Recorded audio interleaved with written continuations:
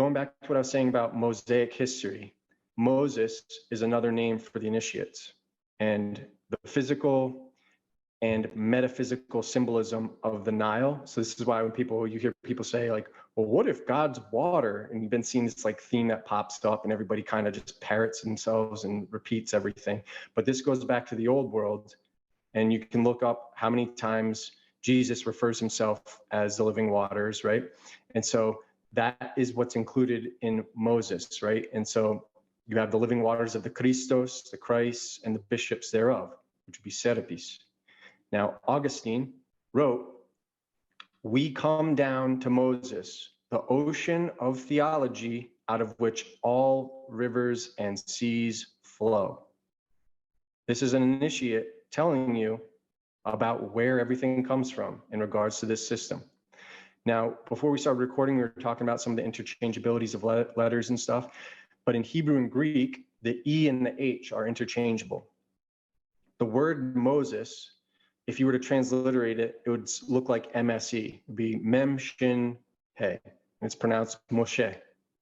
Now, it doesn't differ from the word to anoint, other than the fact that it's pronounced differently, and they switch the He with a Chet, and so that makes it become Moshach. But it's still going to look like MSH, right? So MSE, MSH. But the E and the H, or the He and the Ada in Greek, they're all there. It's got a dual use. And so as a noun, Moshach, MSH, means oil, which is a liquid named after water, which is named after life, which is named after the sun, which is ultimately named after God. And so this is the same with Jesus, as IHS is also IES. And what you will see is that IHS is just a transliteration of the Greek spelling of the root of Jesus, which is iota, eta, sigma. And I told you it's a sun, which is why if you look up the Jesuit symbol, it's a sun, blazing sun, with IHS in it, which is also IES, Jesus. That's the Greek version. And where does that come from? Well, it's a monogram of Bacchus, the sun. And what is Bacchus? It is Bar Cush, son of Cush, who begat Nimrod, the mighty hunter before the Lord. This is astronomical. Who is the mighty hunter before the Lord in the astrology? Sagittarius.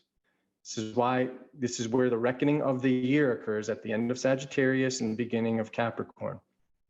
And so in the mystery schools, they spell Bacchus as Iacchus, right? Jacchus, IAC. And so now you have Iacchus, Yah being the first two letters of Yova or Jehovah, however you want to say it, Yahweh, Yahuwah, doesn't matter. It's going to be Yah, God, Yod He, Iota Eta in Greek.